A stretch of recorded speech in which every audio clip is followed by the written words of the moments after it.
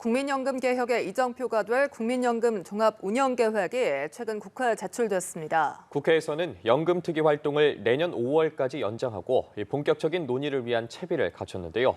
과연 이번 국회 임기 내에 개혁을 이뤄낼 수 있을지 관심입니다. 오늘 이 시간 조규용 보건복지부 장관 모시고 이야기 나눠보겠습니다. 어서 오십시오. 어서 오십시오. 안녕하세요. 네, 안녕하십니까. 네. 장관님, 책을 많이 가지고 네. 나오셨습니다. 이게 어떤 관련이 있습니까? 왜 가지고 나오신 겁니까? 예. 이 자료들은 저희가 이번에 국민연금 종합운영계획을 만들면서 참고했던 자료입니다. 자료의 내용은 각종 위원회의 회의 자료, 그다음에 국민들의 의견을 들은 자료, 그리고 해외 자료, 그다음에 공청회 자료들이 가지고 있는 포함되어 있는데요. 제가 이것을 갖고 나온 이유는 국민과 함께 개혁을 마련하는 것이 이번에 정부의 목표다라는 말씀을 드리고 싶고요.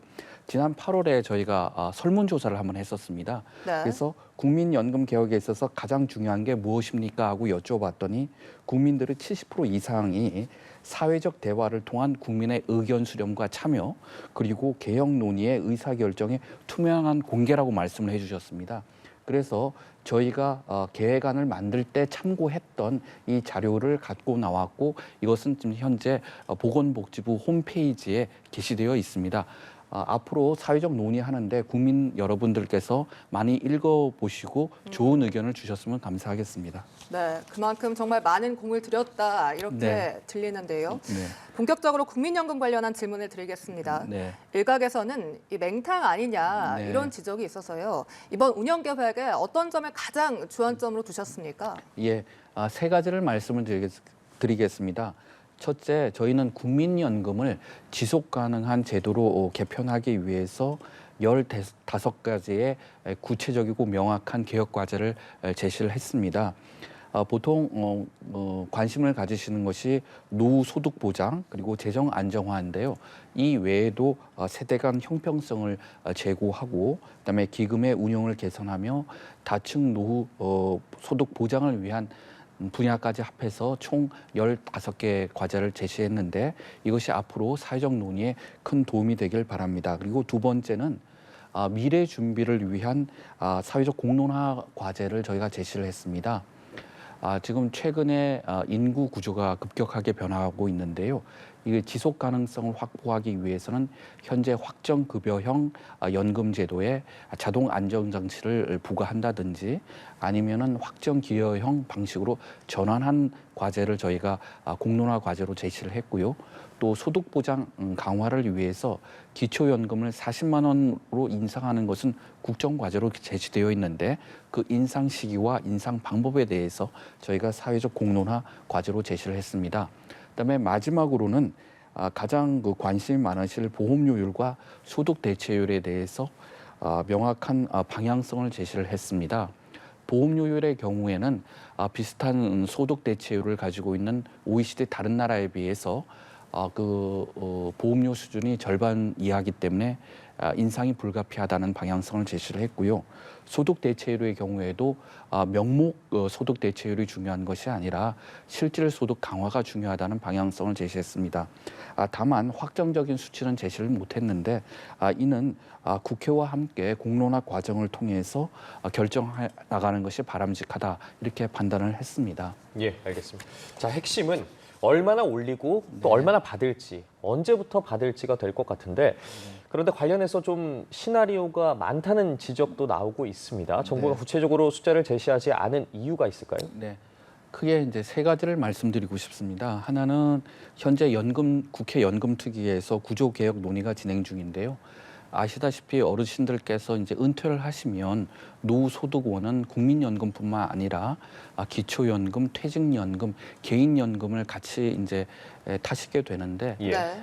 이게 그러니까 국민연금만 따로 이렇게 논의하기보다는 이러한 연금들과 같이 논의하는 것이, 다시 말해서 구조개혁 과제랑 같이 논의하는 것이 바람직하다고 판단을 했고요. 네. 또 이런 보험료율과 소득 대체율을 결정하는 데 있어서 제일 중요한 것이 앞으로 보험료를 내시는 분은 몇 분이나 되시는지, 그다음에 급여를 타가시는 분은 몇 분이나 되실런지, 이게 굉장히 중요합니다.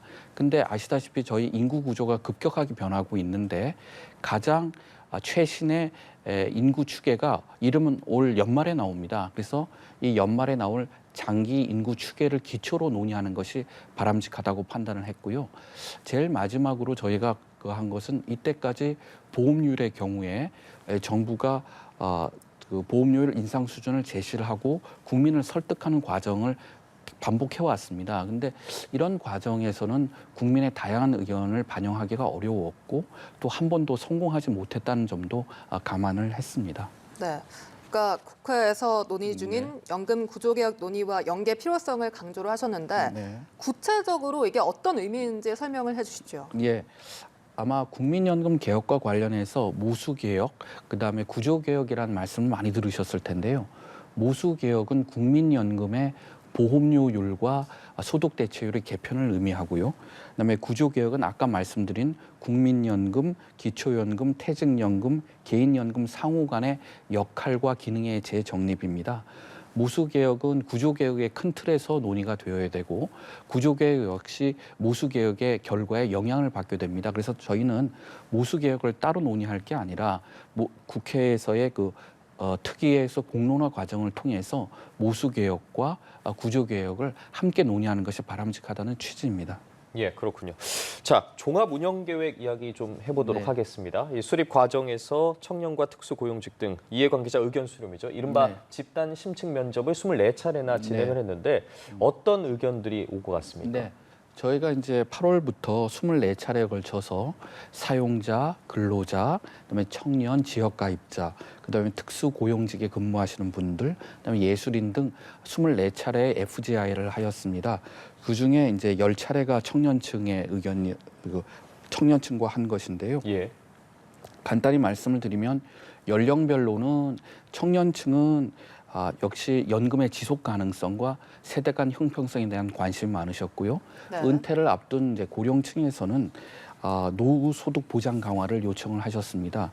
그다음에 직역별로 보면 사용자, 근로자 모두 고용 시장을 아우르는 구조 개혁의 필요성을 강조를 하셨고 예술인, 프리랜서 등 특수 고용직에 근무하시는 분들은 아무래도 소득이 일정하지 않는 경우가 많기 때문에 충분한 연금 가입 기간을 강조를 하셨고 그에 대한 정책적 필요성이 필요하다, 정책적 지원이 필요하다는 말씀을 많이 주셨습니다.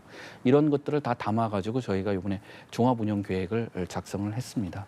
네, 일각에서는 이런 네. 목소리도 나옵니다. 재정 안정도 중요하지만 그러니까 국민연금의 기본 역할, 이 네. 노후의 소득 보장도 중요하다 이런 목소리가 나와서요.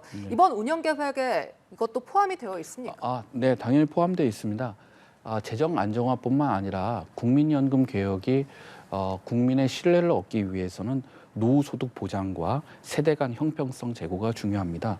노후 소득 보장과 관련해서 이번 계획 안에 들어있는 걸 말씀드리면 일단 국민연금에 실질 소득 강화가 있습니다. 실질 소득 강화를 위해서 제일 중요한 것은 가입 기간을 늘리는 것, 가입 기간의 연장이 굉장히 중요한데요. 저소득층은 보험료 때문에 부담을 많이 가지시기 때문에 그 보험료를 지원하는 대상을 확대했고 기간을 1년에서 3년으로 저희가 확대를 하려고 합니다. 그리고 또 출산과 군 복무처럼 사회적으로 좀 의미 있다, 가치 있다 이러한 활동에 대해서는 가입 기간 인정을 확대했습니다. 이제 크레딧을 확대했다고 했는데 예. 이 기간에는 이제 보험료를 내시기가 어려우니까 정부가 보험료를 낸 것으로 간주해가지고 나중에 그 연금 수급을 하실 수 있도록 해드리는 거고 또 특수 형태 근로 종사자분들은 대부분이 지역 가입자로 되어 있습니다. 이런 분들은 이제 사업장 가입자로 단계적으로 전환한다는 그러한 노후 소득 보장 방안을 제시를 했고요.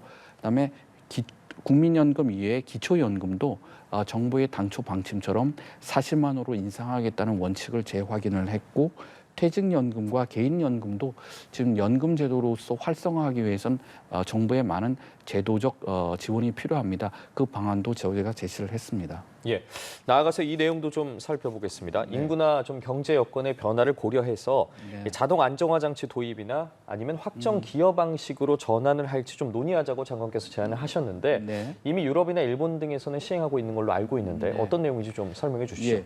아시다시피 지금 국민연금은 급여액이 확정되어 있는 확정급여 방식으로 운영되고 있습니다.